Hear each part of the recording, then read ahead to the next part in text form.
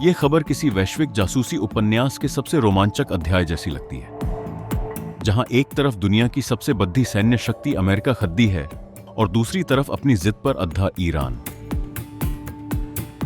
कल्पना कीजिए एक ऐसे कमरे की जहां दोनों पक्ष मेज पर बैठे हैं। बाहर समंदर में परमाणु विमान वाहक पोत्स, एयरक्राफ्ट कैरियर गश्त लगा रहे हैं और मेज पर रखा है एक ऐसा मुद्दा जो पूरी दुनिया का भूगोल बदल सकता है, यूरेनियम इनरिचमेंट। ईरान ने साफ कर दिया है कि वह अमेरिका की धमकियों के आगे घुटने नहीं टेकेगा।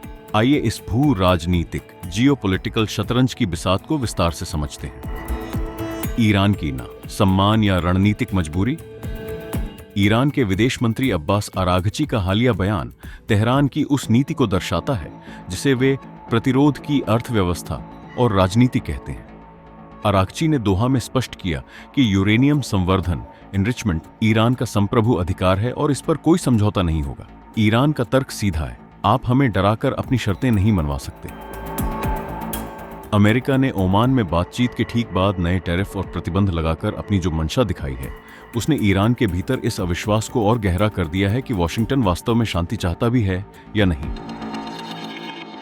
ईरान के लिए यूरेनियम केवल एक धातु नहीं बल्कि पश्चिम के खिलाफ उसकी सबसे बड़ी बार्गेनिंग चिप यानी मोलभाव का जरिया है। अमेरिका की शांति के लिए ताकत नीति डोनाल्ड ट्रंप प्रशासन की वापसी के साथ ही अमेरिका ने अपनी रणनीति बदल दी है। स्टीव विटकॉफ और जारेड कुशनर का यूएसएस अब्राहम लिंकन विमानवाहक पोत पर जाना महज एक दौरा नहीं बल्कि ईरान को दिया गया एक कड़ीडिया संदेश था। अमेरिका चाहता है कि ईरान अपने परमाणु कार्यक्रम को पूरी तरह बंद करे, लेकिन इसके बदले में वह जो गारंटी दे रहा है उस पर ईरान को भरोसा नहीं है। ट्रंप की नीति अधिकतम दबाव की है, जिसमें वे एक हाथ से बातचीत का न्योता देते हैं और दूसरे हाथ से आर्थिक प्रतिबंधों की रस्सी कसते जाते हैं। यूरेनियम संवर्धन, बिजली और बम के बीच की महीन लकीर। अक्सर लोग पूछते हैं कि आखिर यूरेनियम संवर्धन इतना बड़ा मुद्दा क्यों है? इसे तकनीकी रूप से समझना जरूरी है। प्रकृति में मिलने वाला यूरेनियम सीधे इस्तेमाल नहीं हो सकता। इसमें U-235 नामक आइसोटोप की मात्रा बढ़ानी पड़ती है। 3% से 5% संवर्धन। यह परमाणु बिजली घरों में शांतिपूर्ण कार्यों के लिए उपयोग होता है। 90% संवर्धन। इसे वेपन्स ग्रेड यूरेनियम कहा जाता है, जिससे परमाणु बम बनाया जाता है।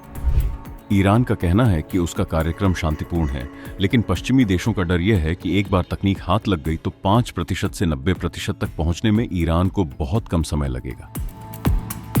परमाणु बम का विज्ञान, एक भयावह चेन रिएक्शन। परमाणु बम की असली ताकत न्यूक्लियर फिजन, नाभिकीय विखंडन में छिपी होती है।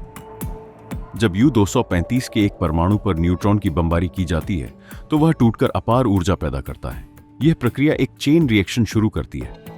एक परमाणु से निकले 3 न्यूट्रॉन अगले 3 को तोड़ते हैं और देखते ही देखते मिलीसेकंड्स में इतनी ऊर्जा निकलती है जो हिरोशिमा जैसे शहर को राख कर सकती है। ईरान की इसी क्षमता को रोकने के लिए अमेरिका पूरी ताकत लगा रहा है। घरेलू तनाव और वैश्विक दबाव का मिश्रण ईरान यह लड़ाई केवल बाहर ही नहीं बल्कि अपने घर के भीतर भी लड़ियच रहा है। देश के भीतर बढ़ती महंगाई और राजनीतिक मुद्दों को लेकर भारी विरोध प्रदर्शन हो रहे हैं। सरकारी आंकड़ों के अनुसार इन संघर्षों में 3000 से अधिक लोग मारे जा चुके हैं, जबकि अंतर्राष्ट्रीय मानवाधिकार संगठन यह संख्या 7000 के पार बताते हैं। ईरान की सरकार के लिए परमाणु कार्यक्रम अब एक राष्ट्रवादी गौरव का प्रतीक बन चुका है। यदि वे इस मुद्दे पर पीछे हटते हैं तो उन्हें घर के भीतर भी कमजोरी का सामना करना पड़ सकता है। ईरान और अमेरिका के बीच चल रहा यह गतिरोध केवल 2 देशों की लड़ाई नहीं है, बल्कि यह भविष्य के विश्व व्यवस्था की लड़ाई है। क्या प्रतिबंधों के दबाव में ईरान टूटेगा या फिर वह अपनी परमाणु क्षमता बढ़ाकर दुनिया को एक नई हकीकत, न्यूक्लियर ईरान, स्वीकार करने पर मजबूर कर देगा? फिलहाल तेहरान के तेवरों ने बता दिया है कि ओमान की बातचीत की मेज अभी भी बहुत ठंडी है।